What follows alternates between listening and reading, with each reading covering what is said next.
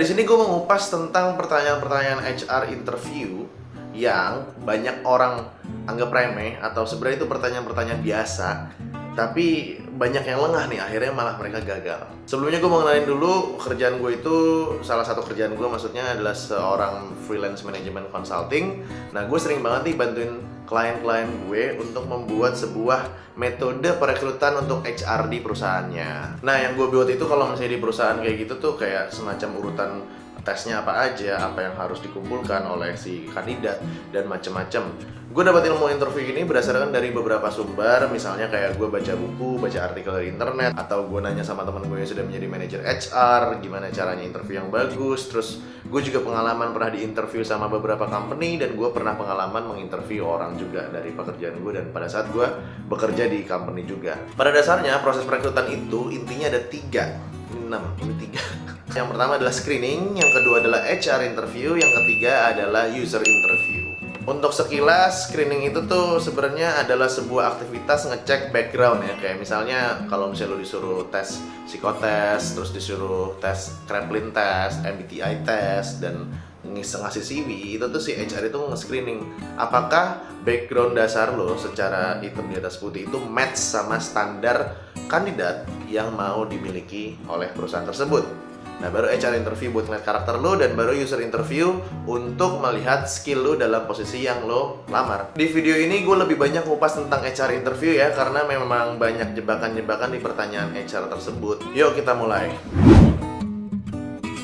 Biasanya kalau misalnya gue nginterview orang itu, gue menyediakan 5 pertanyaan. Yang pertama adalah pasti gue suruh dulu perkenalkan dirinya. Yang kedua adalah gue pasti nanya, lo bakalan mau jadi apa 5 tahun lagi. Yang ketiga adalah kenapa kamu bekerja di sini, atau biasanya gue juga suka nanya kenapa saya harus merekrut kamu. Yang keempat adalah apakah lo mau jadi pengusaha. Terus yang kelima pasti gue kasih soal-soal cerita yang udah gue rangkai. Yang keenam paling krusial, apakah anda punya pertanyaan untuk kami. Di pertanyaan pertama ini tuh si HR itu mau tahu selayak apa diri lo diterima di perusahaan ini, sepede apa diri lo, seyakin apa diri lo sama diri lo sendiri, sebagus apa komunikasi lo. Makanya ditanya perkenalkan diri lo. Nah, banyak banget orang-orang yang suka miss di sini gara-gara ya dia kenalin dirinya seperti kayak anak SD. Misalnya contohnya kayak gini. Nama saya adalah Ogut, saya lahir di Denpasar 25 Desember. Nah, seperti itu tuh yang kayak gitu. Jadi kayak dia wawancara itu seakan-akan kayak wawancara perkenalan waktu SD, kenalin di depan kelas. Kan sebelumnya kita udah ke Balikpapan tuh. Nah, kita lihat nih jawaban mereka pada saat perkenalkan diri mereka. Coba Yulia, ceritakan tentang diri Yulia. Apapun yang perlu saya ketahui biar saya tertarik buat hire kamu. Saya Yulia. Betul.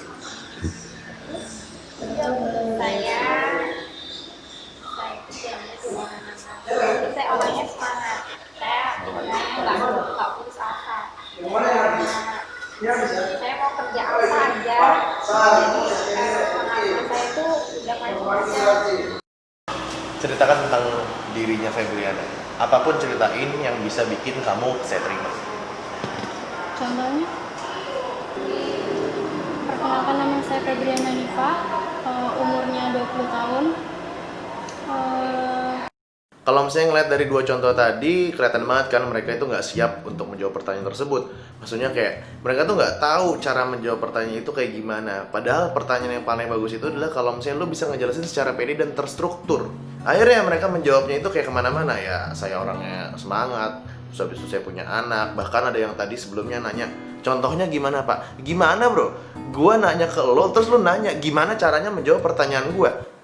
Di sini tuh lo dinilai sebagaimana bisa lo mengetahui poin-poin yang ada di dalam diri lo yang bisa membuat lo diterima di perusahaan ini. Dan si HR itu pengennya lo jawabannya terstruktur, rapi, dan percaya diri. Tips dari gue, lo bisa buka menjawab pertanyaan ini dari nama, umur, misalnya background keluarga sedikit, kayak misalnya lo punya anak berapa, lo tinggal sama siapa sekarang, secara singkat aja. Kemudian lo move on ke kelebihan dan kekurangan lo. Karena kelebihan dan kekurangan itu memberikan seperti summary atau kesimpulan tentang oh nih orang tuh bagusnya di mana, jeleknya di mana. Jadi si HR itu bakal mikir kalau si orang ini ngomong oh kelebihan saya adalah saya orangnya rapi, saya orangnya terstruktur, saya orangnya terorganize, tapi keburukan saya adalah saya orang yang pemalu. Oh, artinya dia memang cocok untuk jadi kayak semacam administratif atau kayak accounting yang memang kerjanya di back office tapi yang membutuhkan ketelitian yang sangat tinggi. Gue sering banget temuin yang orang-orang di interview sama gue dan kayak dia nggak tahu arahnya mau kemana dan dia nggak nyebutin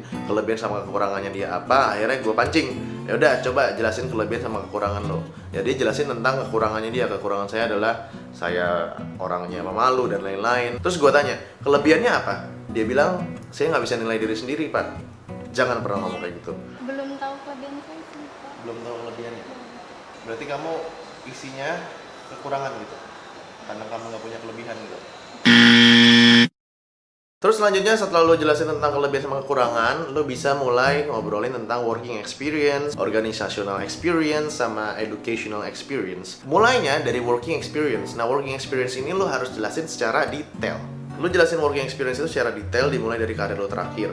Artinya detail itu apa? Artinya lo jelasin juga posisi lo sebagai apa, dan kerjaan lo ngapain aja, terus pencapaian apa yang pernah lo capai di posisi tersebut. Nah, lo jelasin dari yang paling akhir sampai yang paling awal. Kalau misalnya memang kepanjangan ya udah dicari yang tengah-tengah yang menurut lo penting. Setelah lo jelasin tentang kelebihan kekurangan, working experience, organizational experience, educational experience, nah lo jelasin juga tentang hobi lo.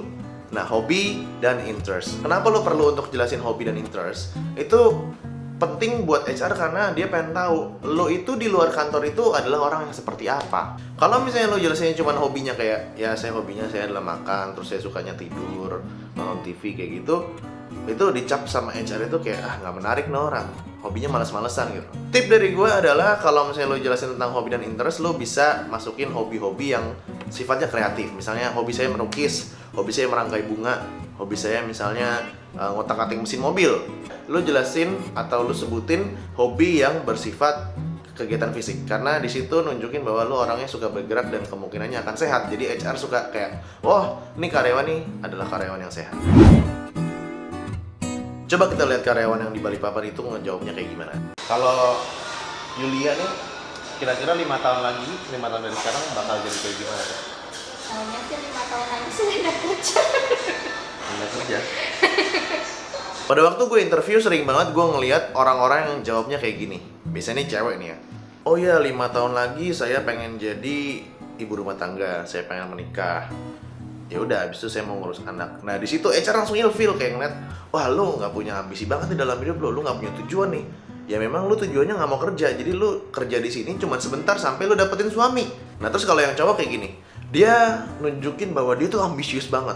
Wah 5 tahun lagi saya akan jadi direktur di perusahaan ini, 5 tahun lagi saya akan punya bawahan yang banyak, 5 tahun lagi saya bakalan naik karirnya jadi presiden direktur atau jadi komisaris di perusahaan ini. Nah itu juga salah karena lu nunjukin suatu target yang terlalu ambisius dan gak realistis. Siapa yang 5 tahun kerja tiba-tiba bisa langsung jadi direktur kecuali lu super genius sama lu anak dari yang punya perusahaan.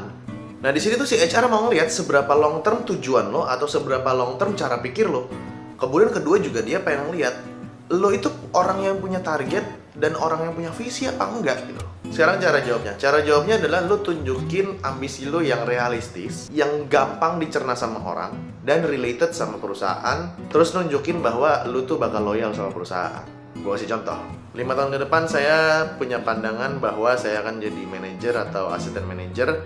Kenapa? Karena saya sangat suka sekali sama industri ini dan saya punya bakat, punya minat, dan punya karakter yang cocok bekerja di posisi dalam industri ini.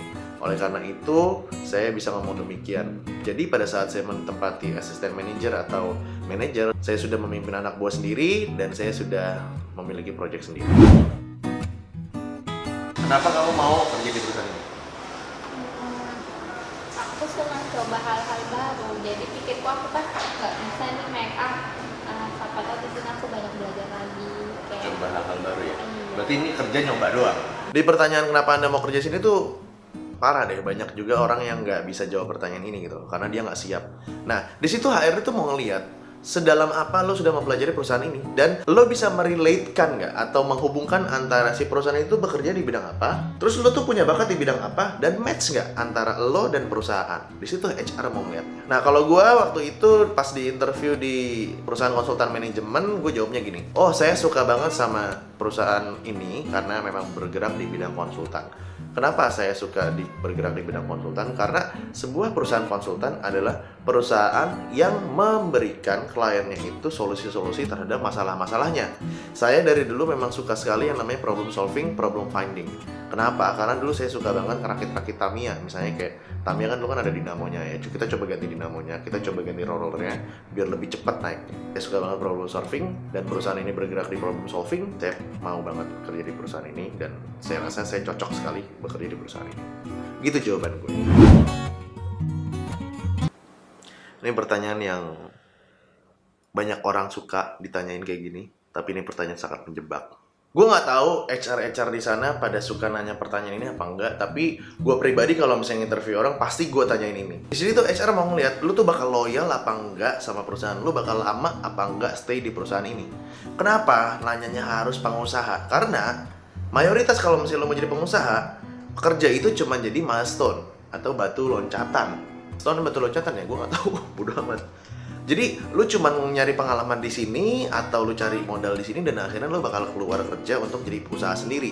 Apalagi di tengah maraknya entrepreneur fever, kayak semua orang mau jadi entrepreneur gitu kan.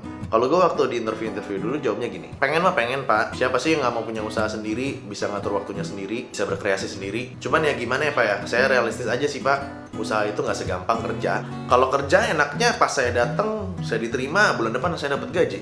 Kalau usaha, saya datang, bikin usaha belum tentu 3 bulan, 4 bulan, 5 bulan, 6 bulan, bahkan tahun-tahunan bisa aja saya nggak dapat uang sama sekali, bahkan nombok. Terus juga kalau misalnya usaha juga saya butuh modal, saya butuh network, saya butuh keahlian, dan tingkat kegagalannya super tinggi pak. Jadi saya suka yang suatu hal yang lebih pasti dah dan lebih stabil. Ini murni pertanyaan dari gue, karena gue udah punya beberapa sumber untuk merekrut orang. Yuk kita lihat pertanyaannya kayak gimana. Ada satu buah telur. Untuk merebus telur ini sampai matang dibutuhkan waktu 1 menit. Kalau saya suruh kamu, tolong rebus 10 telur, berapa menit yang dibutuhkan? Mana yang lebih berat? Mana yang lebih berat? 50 kg kapas atau 50 kg baja? Ada sebuah pesawat dari Jakarta ke Balikpapan butuh waktu 1 jam 20 menit. Ceritanya pesawatnya cepet banget gitu. Tapi kalau misalnya dari Balikpapan ke Jakarta, si pesawat itu bisa menempuh waktu 80 menit. Jadi ya, dari Jakarta ke Balikpapan 1 jam 20 menit. Terus dari Balikpapan ke Jakarta, anehnya 80 menit. Kok bisa gitu? Nah, itu dia pertanyaannya, seru kan? Ada 3 pertanyaan tuh. Nah, gue pengen banget tahu jawaban kalian di 3 pertanyaan tersebut. Buat latihan, coba tolong tulis di kolom komen pertanyaan untuk nomor 1, 2, dan 3. Jawaban kalian apa? Nanti kalau misalnya benar, gue bilang benar. Kalau bisa salah, gue bilang salah. Jadi nanti lo bisa lihat di komen itu yang benar yang mana. Kamu punya pertanyaan nggak sama kita tentang ngomongnya lingkungan di sini? Nggak ada sih. Sama sekali nggak ada. Ini banyak banget yang gagal di pertanyaan ini. Ditanya, ada pertanyaan lagi nggak? Wah, nggak, cukup lah. Nah, di situ banyak orang-orang mikir kayak, oh, gue udah tahu semua tentang perusahaan. Salah, lu harus ada pertanyaan buat perusahaan. Karena, ya, lu kan mau kerja di perusahaan ini, kok nggak ada pertanyaan sama sekali gitu loh buat perusahaan ini? Lu nggak tertarik atau lu nggak penasaran tentang apa yang ada di dalam perusahaan ini yang nggak ada di internet, di website perusahaannya? Kalau tip dari gue adalah, lo bisa mulai dari nanya-nanya hal-hal yang tentang terkait apa yang ada dalam operasional kantor. Misalnya, Pak, di sini tuh kalau timnya itu rata-rata lulusan mana aja ya Pak ya? Diversity dari pendidikannya itu seperti apa ya Pak ya? Kalau di sini tuh project-project itu seperti apa sih Pak? Nanti posisi yang saya tempatkan itu kira-kira bakal dapet project seperti apa? Dan pernah nggak dapetin project yang super seru selama ini, dan projectnya itu seperti apa? Lo bisa juga nanya tentang nanti saya akan reporting lainnya seperti apa ke atasan, terus nanti saya akan ada tim berapa orang dan lain-lain. Kayak gitu. Jadi jangan sampai lo nggak nanya sesuatu, karena si company itu udah penasaran tentang lo nanya-nanya tentang lo, siapa diri lo. Masa lo nggak nanya tentang company-nya? Lo yang butuh duit kok lo nggak pernah nanya?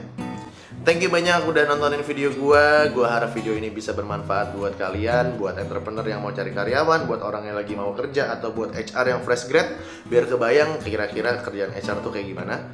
Kalau menurut kalian ini bermanfaat, tolong banget like, comment, sama subscribe. Dan kalau misalnya ada teman kalian yang butuh materi ini, misalnya kayak dia seorang entrepreneur yang mau cari karyawan, HR yang baru lulus, atau adalah seorang yang belum dapat kerjaan yang butuh tips untuk interview kerja, tolong di-share biar ilmunya bisa sampai dan bermanfaat bagi banyak orang.